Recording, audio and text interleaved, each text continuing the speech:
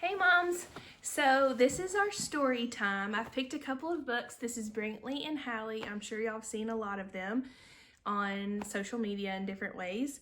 They're pictures I post all the time. Today is Hallie's 5th birthday. I was gonna only read 3 books, but I have one extra for her birthday to read. So let's get started. All right, y'all go sit down in your seats. I want the birthday one to be last. Okay, that sounds great. Okay. So the first one we're gonna do is called Count to 10 with a Mouse. It's by Margaret Wise Brown. Here we go, you ready? There's a little mouse. Who's gonna read this, you or me? Me. No, me. Sit down. There was a little mouse, no bigger than a mole. Do you know what a mole is? Yeah. That's a mole. That's a mouse. Who lived in a round place that we call a hole. He tried to count his nose. He tried to count his toes. He said, I'd better learn to count, or so the story goes. One mouse took one look at one book that had one hole to run through. Then the mouse ran through the book. The mouse ran through the book. He ran on to the next page to take a little look. And there, what does he see? And there, what does he see? 3 little fishes swimming in the sea. Then the mouse ran through the book. The mouse ran through the book. He ran on to the next page to take a little look. Do you see the hole he went through? Yep. He's running through the book. And here, what does he see? And here, what does he see? 4 little monkeys swinging in a tree. Then the mouse ran through the book. The mouse ran through the book. He ran on to the next page to take a little look. And here, great sakes alive, and here, great sakes alive, here he found 5 butterflies. 1, 2, 3, 4, 5. Then the mouse ran through the book. The mouse ran through the book. He ran on to the next page to take a little look. And go back. I really like that butterfly. yeah, that one's really pretty. You like pink. And in amongst the mix, 6 little pussycats, all in a fix. So the mouse ran through the book. The mouse ran through the book. He ran on to the next page to take a little look. There he goes. He sure is. And there, what does he see? And there, what does he see? 7 little apples upon an apple tree. 1, 2, 3, 4, 5, 6, 7. That's right. Then the mouse ran through the book. The mouse ran through the book. He ran on to the next page to take a little look. And here is what he saw. And here is what he saw. 8 shiny black crows learning how to caw. Do you know how to caw? 1, 2, 3, 4, 5, 6, 7, 8. That's right. Caw, caw, caw, caw. Okay. Then the mouse ran through the book. The mouse ran through the book. He ran on to the next page to take a little look. Here, everything is fine. The clock has just struck 9. 9 o'clock is 9 o'clock and everything is fine. Oh, hickory dickory dock, the mouse ran up the clock. The dockery hickory dock, the mouse ran down the clock. Then the mouse ran through the book. The mouse ran through the book. He ran on to the next page to take a little look. And then when he got to 10, he turned around the other way and ran right back again. What do you think about that? Wait, I'm going to count. 1, 2, 3, 4, 5, 6, 7, 8, 9, 10. Woohoo! That means there's 10 pages. I liked that book. Okay, sit down. We're going to do some more. Oh my goodness. Fast and Fury Racer! I'm going to read it. You sit down. Sit down. The Silver Serpent Cup. It's one of Brantley's favorite. Jonathan Emmett and Ed Eves wrote this. It's an Usborne book. It's got lots of great pictures, so I'm going to try to show you each page after we read it, okay? This one's about racing. Do you like racing? Yeah. Okay, here we go. Here we go. All right. Wait, are you gonna say the characters? Hi, the baby's asleep. Don't do it. That's true. The baby's asleep. Okay, here we go. Today, the town of Furryville is a very noisy place, crammed with crowds of creatures getting ready for a race. The air is filled with honking horns and engines revving up as racers take their place for the Silver Serpent Cup. Ooh. All right, here we go. From Furryville to Featherport, 1,000 miles away, this pack of eager animals will get there in one day. On the ground or in the air, floating or submersed, there's just one rule to win this race. You have to get there first. Look at all those racers. They're ready to go. And some flies. Yep. Some are like All some are just kinds of different vehicles are lined up at the start. Some are sleek and shiny, and some are not so smart. Everybody's ready, so the race can now begin. A siren sounds and they're off, and may the best beast win. Okay. Of all the racers on the road, the fastest one by far is Roderick Von Rooster in his hot rod rocket car. While all the other vehicles crowd together in a pack, the hot rod fires its boosters and then zooms off down the track. Look at that car. It's got boosters. Let me see. Whoosh. Passing all the other cars. All right. Hurling from the harbor and out across the bay, Stephanie Skedaddle goes swiftly on her way. Wishing through the water in her sleek and stylish boat, this seafaring sensation is the fastest thing afloat. So some of the racers are on the water.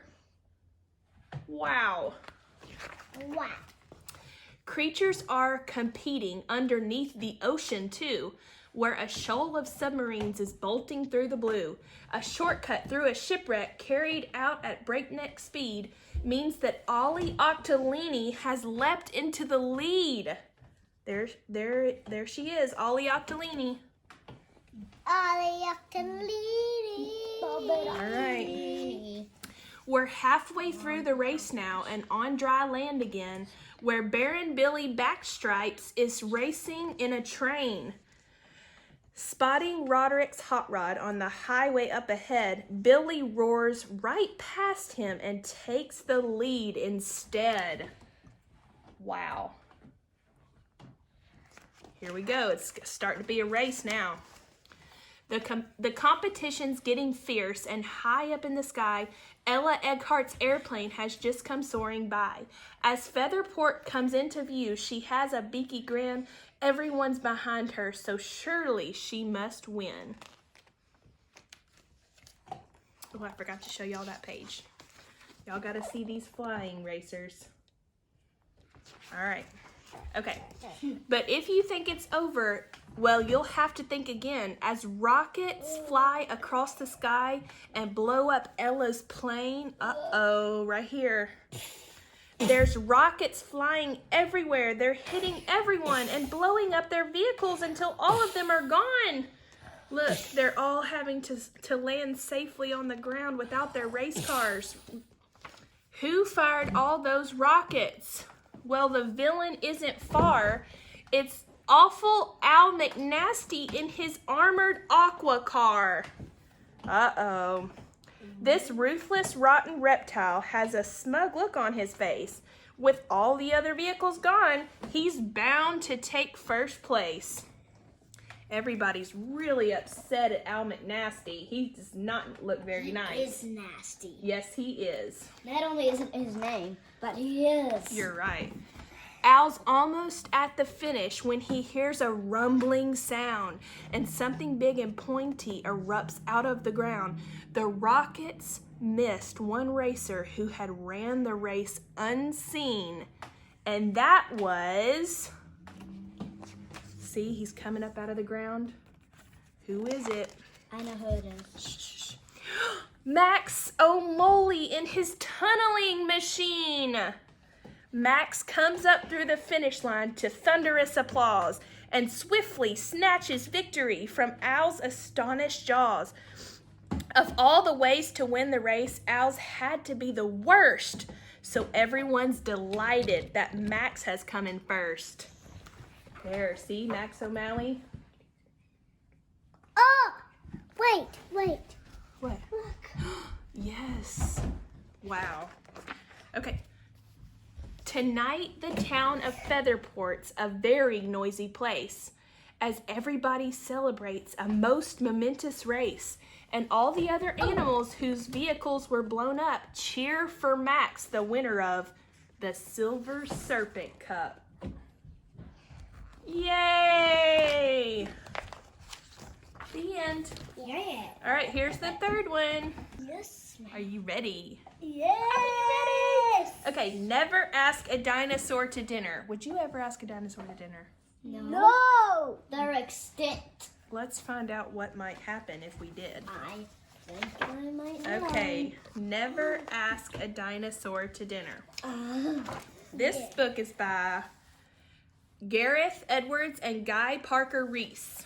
Okay. Never ask a dinosaur to dinner.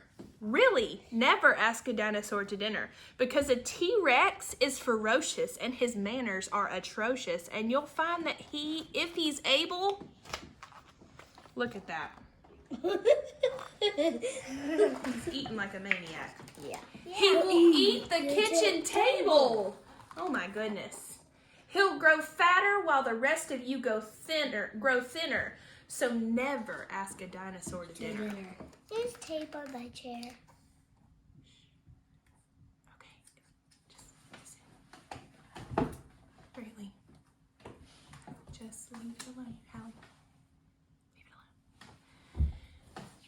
alone. Ooh, look at this page. Okay. Please don't share your toothbrush with a shark. Really? Please don't share your toothbrush with a shark. They've got so many rows of teeth on top and underneath, and any self-respecting shark will want each little tooth to sparkle. If you rush him, he may make a rude remark. Ooh. So please don't share your toothbrush with a shark. It's a scary looking shark.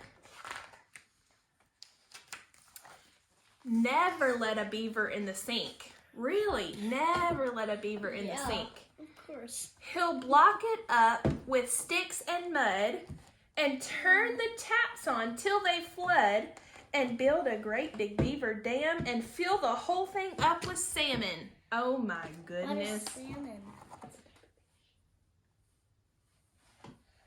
Can you believe that?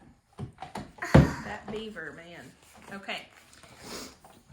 And the water won't be very good to drink. Look at that. Whoops. He's got salmon all in the kitchen sink, and he built a beaver dam.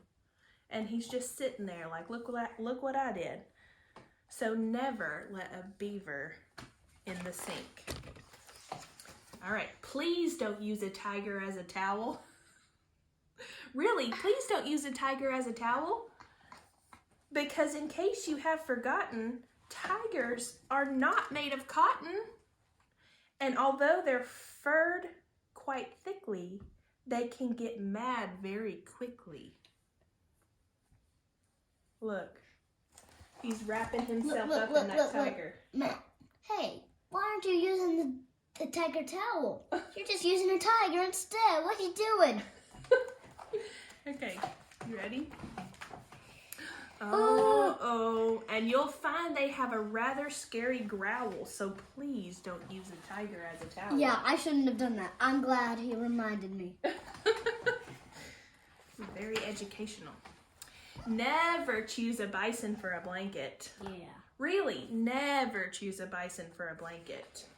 Yeah. Because although it's warm and woolly, you will find it is a bully, and its hooves will be too clumpy, and its horns will make you grumpy.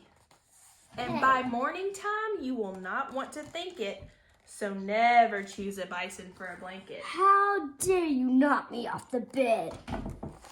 Okay.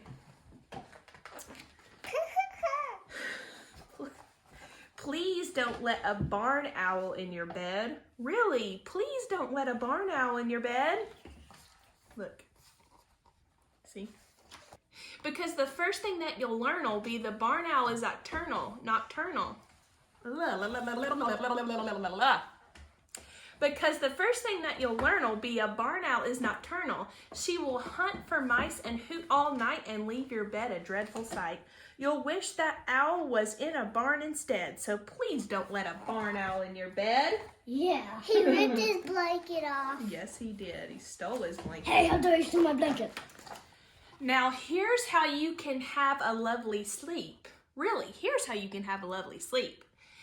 Say no to beaver, shark, and owl. Avoid the tiger and his growls. Steer clear of every dinosaur. Leave bison at the bedroom door. These animals won't help you rest. At bedtime, here is what is best. Stick to one teddy. One. Do you have a teddy bear? Yeah. Yeah, you Yes, do. I have two.